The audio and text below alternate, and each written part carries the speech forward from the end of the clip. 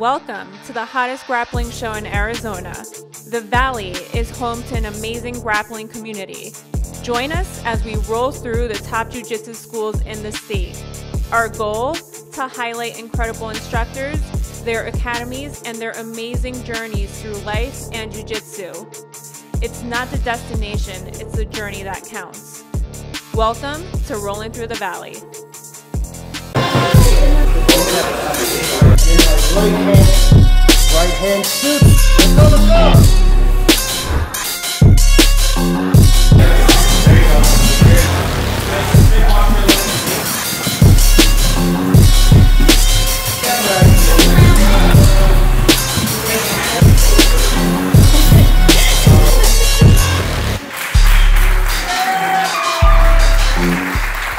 Sales here, rolling through the valley. Here we are at GD Jiu-Jitsu, and with me I have two wonderful guests.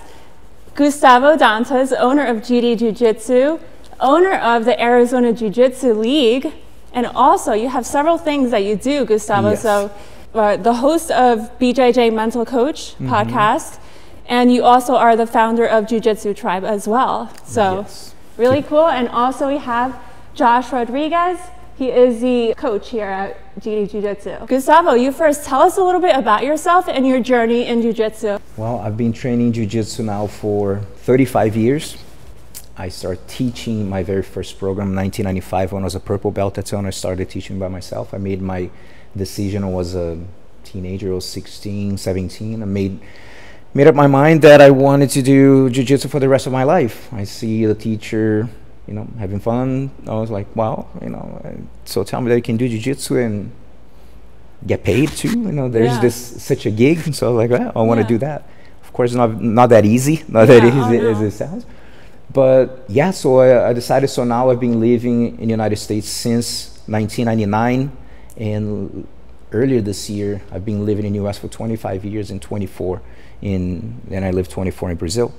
So I started teaching in Arizona in 2000. That was back when there was only between 5 to 10 schools in the state. In 2012, that's when I officially opened GD Jiu-Jitsu Academy. I was at Arizona Combat Sports for 12 years. Now I have Steve Rosenberg continue the work that I did, that I plant the seed and it's continue the work there. And yeah, now we're here 12 years deep with the academy and it's going great. Amazing. Josh, what about you? So I've been training now for about 18 years, almost 18 years, and I've been teaching for about 10 of them. Kind of the same idea with Gustavo. Like, I was working a job that I didn't really love, and I was like, man, I really would like to teach jiu-jitsu. And at some point I got a job. I was a purple belt, I believe. I first started teaching at Paul Nava's gym, and now my wife's a black belt. My son is now training here, and hopefully my daughter will be training with us soon too. Awesome. Your son also trains here, right? Just one son? Yes. Nice. Okay, cool. Well, tell us, what does jiu-jitsu mean to you, Gustavo? Because I know you are in lots of different things, and I mean, you know, jiu-jitsu is your whole life. So what does it mean to you exactly? I see jiu-jitsu as a tool, as a personal development tool. Definitely, everyone's been training for a long time. You've seen transformations, or maybe that you had a transformation yourself, or have seen people or losing weight, or it just improving their lives. And since the beginning, it gave me guidance when I was a teenager and I didn't know what to do, and just kind of looking for, I wanted to get connected with something. I didn't know what, especially growing up in Brazil. I did not have too many opportunities to practice sports. I was aware of jiu-jitsu, you know, early, but I couldn't really train. And when I look back, of course, when I was younger, I couldn't see it. I'm just trying to, I'm gonna go to tournaments, I want to compete. But when I look back and see like how that shaped my life, and one of the things that jiu-jitsu teaches, there's so many lessons, but about success and failure, and understanding that you don't get what you want anytime you want. You don't get a submission anytime you want, just because you want to get this. Someone's resisting, someone's giving back. So I feel that this personal development tool, there's so many different ways of increasing your emotional resilience. It's very frustrating when you start training. I like to say that jiu-jitsu is that emotional roller coaster that when one day you're super excited, yeah, I'm crushing it. Next thing you're crying in a car, saying, oh my God, why am I even training? Yeah, we've all been there. Yeah. So, but that's where you build your emotional resilience. So incredible tool. And it's not by accident, jiu-jitsu is growing all over the world. And I was able to witness the growth in Brazil. People think that jiu-jitsu was always famous in Brazil, and it's not the case. So to be more specific, in 1991, that's when I started noticing the shift. I started in 1989. So that's when it started. In 93 came the UFC, and then started picking up momentum now here in the US. When the IBJJF came in 2007, that's when really jiu-jitsu started to take off, and then really the sky's the limit. That's super cool that you've seen jiu-jitsu grow over the years. Just a follow-up question for you. Where do you think it's going? I really don't know, because the opportunities are so huge. We just have the Master Worlds and 11,000 competitors at not just the Master, but the Jiu-Jitsu Con, and becoming a great event that people just go to watch or take their families and compete. And as people progress and they see that, wow, I still can challenge myself, not just in school, but if they want to go to a tournament. So I see that term just getting just bigger and bigger and getting more and more challenging, meaning just pushing people more to be like, hey, do you really want to go to that tournament? You gotta, you really need to prepare yourself. Right. Really need to focus, because it's no joke. And from whatever age, so it's incredible to see. And it's an incredible vibe too. I come from a time in Brazil, the 90s, there's a lot of rivalries and fights, and then to see the growth of jiu-jitsu where it's at. So a lot of my friends that grew up in Brazil, and especially seeing the growth in the early 90s, to see where it's at, it's unbelievable. So I would say it's definitely evolved for me over the years, where I remember from like all of my 20s and like early 30s, I remember thinking, if I can't compete, I don't really think I would be doing jiu-jitsu like I am now. And now, especially now that I'm married, I have kids, and my kids are young, so I'm still with them all the time. It's the pressure of competition doesn't excite me as much as it used to, because I'm more invested in the students, and I really enjoy teaching. It's got to a point to where I would say I enjoy teaching more than I do competing, and I've had some knee surgeries and some reasons why I don't compete as much anymore, and I would like to get back to that. But for me, like seeing students doing well, growing in life, but also like when you see like a blue belt or a purple belt start to get the skills where it's like, man, they're really starting to turn the corner. For me, that's kind of what I really love about jiu-jitsu, and there's just so many different aspects, and for everybody it's different. And for me right now, I'm in like the coaching stage of my life, and I'm really enjoying it. Awesome. Well, you guys are both competitors. You're an active competitor. Congrats on World Master. Yes, thank you. Second, I heard you're going back for more though. That's the plan. Love it, love it. And you want to get back into it. Yeah, I planned on doing Masters Worlds this year, but we were at ADCC the week before, and I just didn't think it would be, and I had a groin injury too, so I didn't think it would be right for me to enter a big tournament like that if I didn't train for it. But I mean, for the most part of my life, I competed every single month. Like I've done the Worlds probably 10 or 11 times. I've had some good runs. I've competed at every major tournament, I believe. Took second at the Master Worlds, Masters 1 featherweight 3 years ago. So I want to get back, and I don't think it's far away. Hopefully this year I can try to get a tournament in soon. Love to hear it. So do you guys think that competition is for everybody? What are your thoughts, Gustavo? Not really. I feel, I like to say that people don't have to compete. I feel that everyone should try a tournament at least once, just to feel how is the process like? How do you handle under pressure situation? So that's why I try to inspire people more to compete nowadays for that. Like really go test yourself, not just your jiu-jitsu, but mentally and emotionally, because reality is all the growth that you have on training, like you really don't need the competition, right? Feeling comfortable with uncomfortable situations. You're going to do this every day in jiu-jitsu. You're in a bad position and you're trying to stay calm.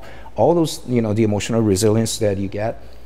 However, if you want to amplify the power of this tool, competition is a great way because everything gets more intense. I like to say, when someone passes your guard in school, like, oh, that sucks. Someone passed my guard. Now in a tournament, someone passed your guard, it's like, oh my God, no someone's in a timeout. Yeah. So you can see that automatically the intensity comes in. So just to be able for you to learn how to really control your mind and not let your mind control you in a lot of different ways, this is going to reflect in your personal professional life.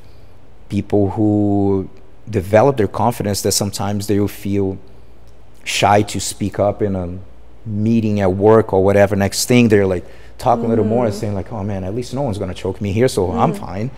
And start to transfer all that knowledge to the personal professional life. You don't have to, but definitely think about it. People who have competed before, or even Josh, if you imagine you've been training for 18 years and you have never done one tournament.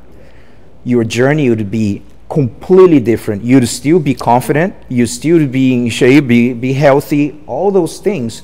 But because of the competition, all this gets amplified. So it's not better or worse, it's just what people are looking for. But sometimes I feel that that's when the mindset comes in. Sometimes people do want to, but they're a little scared for whatever reason. And a lot of the times it's not the fear. Sure, could be the fear of getting hurt, but a lot is getting hurt emotionally. It'd be like, what if I don't win? People are going to judge me, that I'm not good enough or not. So many times that's what's going to prevent people from competing. But overall, yeah, competition is not for everyone's people. Some people are like, dude, I really don't have the itch to do it. Don't do it. But if you want to really, you thinking about it, talk with the instructor, make a little plan, and okay, let's give it a try. And just to think about like, how well can I perform? Can I be my authentic self? Can I see the same person that I'm at the school? Can I do in the academy, in a tournament? Which is not a simple thing for anyone who's watching, have competed before. It's not that simple. Some people feel a lot more comfortable, and some need to really, I had to work a lot on my mindset to eventually become more confident and more comfortable on the mat, not worrying so much about winning or losing. So absolutely, it's an incredible amplifier for this tool. Josh, do you think competition is for everyone? I look at it the same way as I look at jiu-jitsu as a whole. You always hear people say jiu-jitsu is for everybody, and I think jiu-jitsu can be for everybody, but it's not necessarily for everybody, just like in competition. Agreed. There are a lot of people that, like, I've been trying to get to compete for a long time and they just don't want to do it, or maybe somebody has past injuries, or they don't have the time or the motivation. So I feel like it can definitely be for everybody, but just because it can be doesn't mean it is for everybody. Gustavo, I want to know about the very first time you competed. Can you share your story? Well, it's long, so I will shorten up as much as I can. In a shorter way. Yeah. Well, it's basically, if you stop to reflect when was your first competition, there is usually is going two keywords going to pop up. Either you're excited or you're anxious. Some people. So personally, since I was completely naive, I have no idea I was putting myself into it. So I was excited, and then I had a horrible showing. And after that, when I went for my second one, now I'm not excited anymore. I'm anxious. Like, okay, I got embarrassed in my first one, so now I need to win. And that did not help at all. And just losing another one, and then next thing, even doing better, improving jiu-jitsu, but still not winning. And so that took me a while to go through I mentioned about the jiu-jitsu emotional roller coaster. There's the competition emotional roller coaster that I was in a point that I had zero confidence as a teenager, zero, minus, especially I'm not winning. I can win a match, so it's tough to feel confident with that. Yeah. So of course, as getting better, and then you go through a moment and then getting to your peak, and then something happens. Sometimes something in your personal life happens and then affects your jiu-jitsu, and then your confidence come down and then come back up. So it's about that emotional roller coaster. And I had to go through, nowadays for me especially, to share things with a BJJ mental coach. I don't regret anything, because otherwise I wouldn't be able to be sharing what I share with them.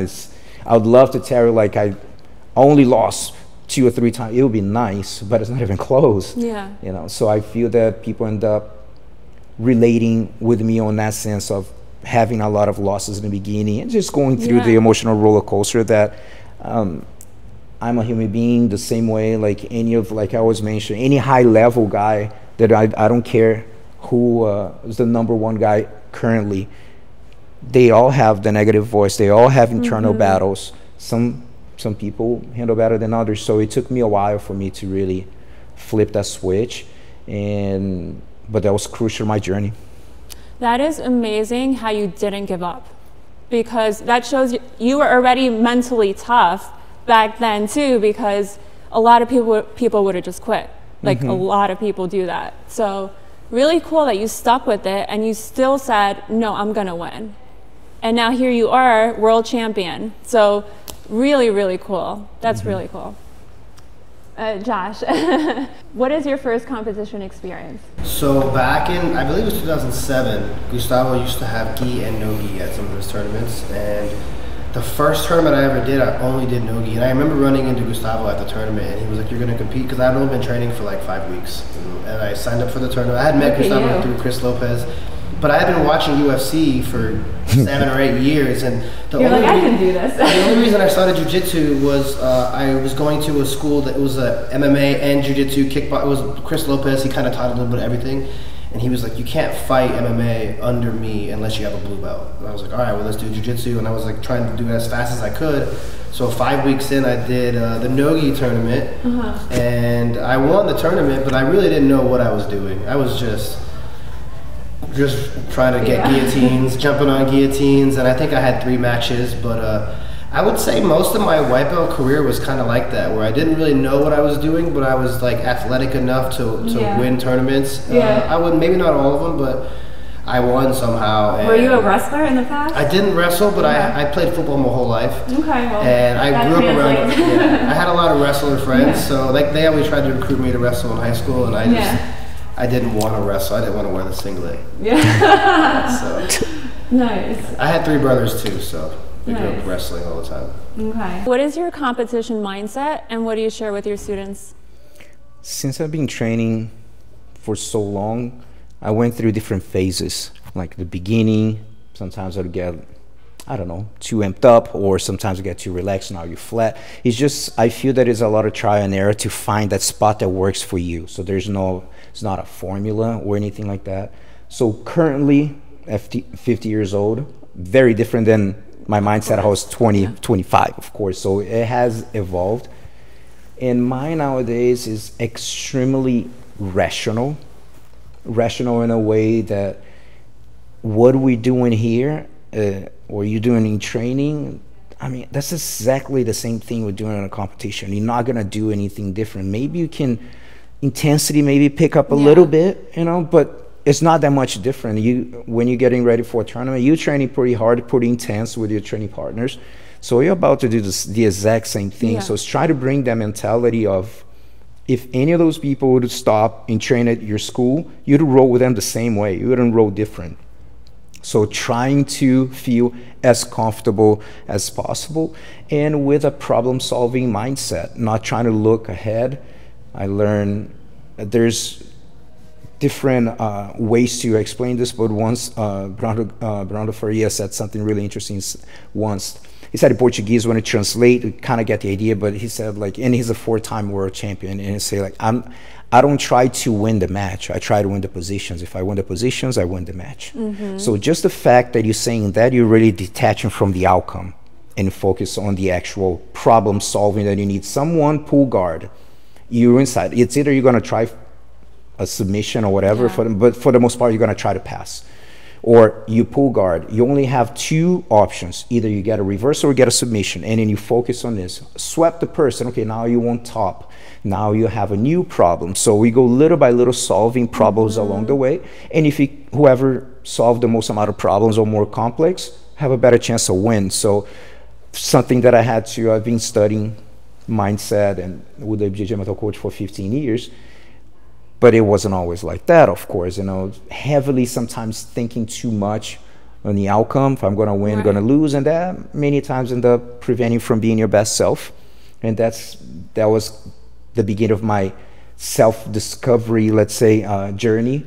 And when I noticed, you know what, I need to understand myself better, and that started reflecting on my personal professional life. And that's the same reason why I tell people to compete. Like, you will see, if you realize all the lessons that you learn in tournaments and preparation, it can be transferred to your life if you decide to do so. And I love that. And anytime I get involved with things, I sometimes I get a little obsessed with things. So with me was, I need to understand myself. I need to understand why I'm feeling anxious. Why? What is the reason of that? Why I'm not being my authentic version on a mat when I can clearly do at the academy. So that's something that each one needs to reflect on. Why, if something is holding you back from being your best self, life or jiu-jitsu, it's your job and it's your duty to find the source of the issue and work on it, because no one's going to work for you.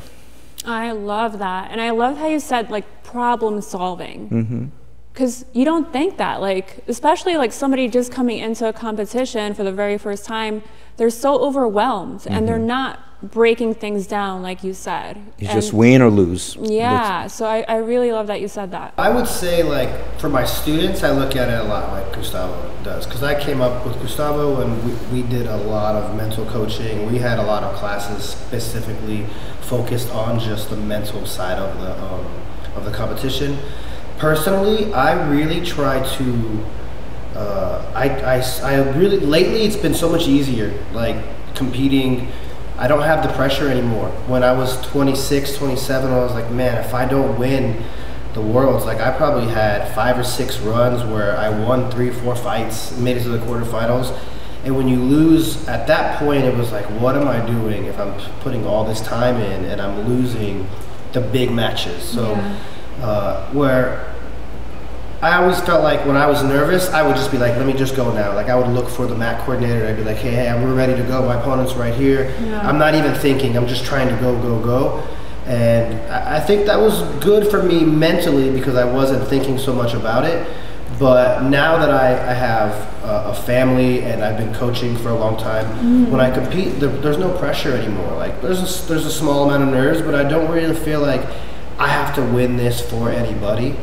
And when it comes to students, I try to portray that same idea. Like, like Gustavo would always say, your life's not going to change if you win this tournament today. Right. You know, it's going to be. I think it's a great confidence booster. I've had students that have had some losses in a row, and it's like, man, if they could just get a couple big wins, you're going to see their confidence go up. But for me personally, now I just try to take the pressure off myself, and I try to have fun. I tell people all the time in jiu-jitsu, like, they're like, how do I get better? I'm like, I get better the more fun I have. If I'm not having fun, maybe I'm getting tougher, but I'm not always getting better. So I just try to have as much fun as I can. And I hope that people or students of mine can try to have fun in tournaments. It's not always the easiest for everybody, but that would be my message, is like, we're doing this for fun, you know, like, not for everybody, but for the majority of people, it should be fun. All right, you guys need to coach me when I compete. Really, like, that's all really good stuff. So do you guys have competition classes here? Yes, sometimes when I get closer, it really depends the amount of people we have engaged. So we'll go through phases that, because some of the classes, the advanced class, that's when they get, a lot of them end up getting the harder training. And sometimes we do have some competition classes too, and nothing crazy. When I try to run, there's times that we can do a specifics class, positional and stuff, but I feel like my idea of a competition class is just a day that you come here, and since from the day that you woke up, you're already thinking, going to training, focused, that are like, okay, it's like, today is the tournament, sort of. Yeah. And kind of putting yourself there, feeling that little butterfly, and come here and do, sometimes depending, is, let's say, depending on the group, it's 6-minute rounds, and be like, okay, you go 6 minutes, rest 6, go 6, rest 6, and simulating the worst case scenario of a tournament, that you go and go back to back. Yeah. And then you just go in, everyone has the same amount of rest. So try to simulate that. How's your breathing in between rounds? Just make sure that finish the 6 minutes, you got to go 6 minutes again. Were you able to recover? Or so, because sometimes in the regular class you go like, rest a minute, rest 2, you don't know, just going on after the other. So the competition, I think it's a good day for you to realize, okay, what was my breathing? How was my recovering between rounds? And then even sometimes you do like, 5, or sometimes even, I know one of my friends, Bruno Bastos, sometimes what he does, we don't have a lot of big people here, but it's super interesting what he does. They train, and then they like, okay, everyone come back here in about 4 hours because we're going to start the open class. So it's another training session for people who train, because you go home and you rest and you're like, or sometimes you just take a nap, and then people are going to compete 3 or 4 hours. You're like, how's your body's going to react in about 3 hours of hard training, because you're going to have to go again. So this is a great strategy too for people who have a team with heavier people that are consistently competing in open classes. So we know mindset is such a big piece in jiu-jitsu, as you also know. How do you guys teach mindset here at GD Jiu-Jitsu? There's so much, that we can share, because I suggest books to people, podcasts, videos, things that can help you to reflect, get other people's ideas, because it's tough to really go there, be positive. No, you need to understand yourself. You need to be being mindful of like what kind of stories you're telling yourself, becoming more self-aware of what's going on. I like to call the dark passengers. Sometimes I do classes here of just talking about mental preparation, and sometimes it's just a Q&A of like, hey, I want to come here night before the tournament, we just chat, and then people so we can share some stuff. But people really need to do their homework, which is be surrounded by of course positive people, but looking positive content. There's so many distractions and stuff online. Of course, we have entertainment, sports, things that we can watch, but it's important to be mindful to, hey, what kind of content you're consuming, and not forget to listen to positive information. So there's so much we can do, but when we do, get together and share. But I feel the students really need to do their part, reading books, audiobooks, and so forth. And discussing the rule set too, because there's so many different rules. Well, the Arizona Jiu-Jitsu League follows the IBJJF rules for the most part. But how do you handle like the rule set and teaching that to your students, especially to like the little kids? I feel like that would be challenging. So for sure. Well, we have a small kids competition team, but for the adult, sometimes we'll have students who ref, and then they volunteer to come in like, hey, we're going to come here and talk about rules, whoever have questions. Sometimes I'll do more. I don't do as much just because I've done the rules test, like the class this year, but I'm not a referee. I'm not as highly involved in training. Especially now since 2016, I kind of backed a little bit from coaching high level to coaching the team now. Josh really takes care of the team on that end. I give my 2 cents and I help, of course, but that's something that I'm not like used to, like who used to travel everywhere and stuff like that. Now Josh gets to travel with some of the competitors, so I don't go as much. I get to go to competition now as a student, which is nice, so I can get to do Josh's class, and it's a cool thing that after 35 years of jiu-jitsu, with Josh training with me for a long time, and he's my main source of knowledge nowadays. You know what I mean? Like I don't have as much time to study jiu-jitsu. I study here and there, but depend on what's going on. So I end up getting a lot of my information coming to class and attending, which is, for me, I never had a teacher here because I moved here, and then I'm like, okay, I'm the one responsible to look for all the knowledge, and with time it develops such a strong, solid team that everyone pitches in and everyone learns, so it's awesome.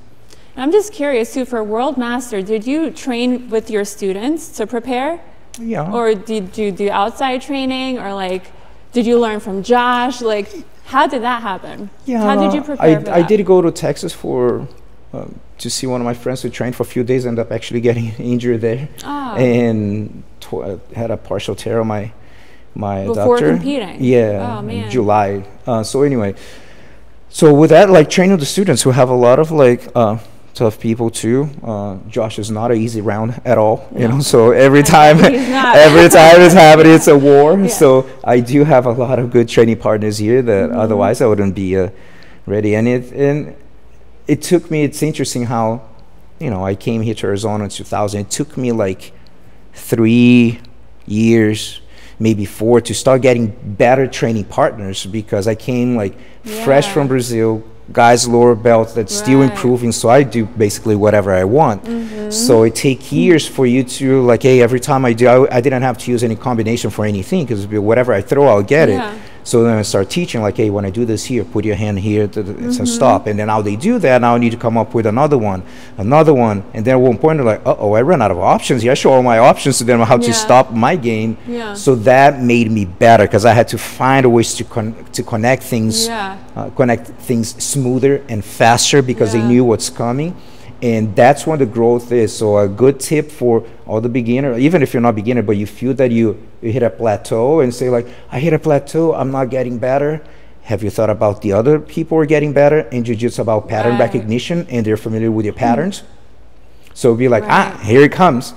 Here it comes, Priscilla's favorite sweep. And then you're like, my sweep doesn't work anymore. Of course, the surprise element is not there anymore. You still get it, but you know what I'm saying? Like when you train with someone every day, they start to kind of see it, and makes it a little more difficult, which forces you to, how do I trick him? How do I trick him to get to where I want to be? So it takes a lot of work. Brown belt, black belt, the tricking part, but I like that. So for me personally, if I'm having fun, I'm always getting better. I think when you're here to win rounds, like there are guys that are here to win rounds and they don't even know what the techniques they're using to win, because they're not enjoying. They're just like trying everything they can to win a round. So I always tell everybody, like, you have to have fun. Sometimes that means you have to pick the right training partners.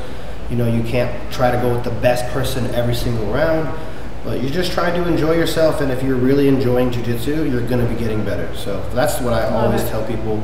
Try to have fun and do the techniques that are fun for you. There's so many ways to do jiu-jitsu. There's so many different guards. Guard passing, guard play, takedowns, guard pullers. There's so many ways to do it. So find what works for you and do what you enjoy. You know, I think that's the best way that I approach it, at least. All right, so to finish up the interview, what are you guys currently excited about? What's going on here at GD Jiu-Jitsu? And also, Gustavo, what are your future plans within Jiu-Jitsu?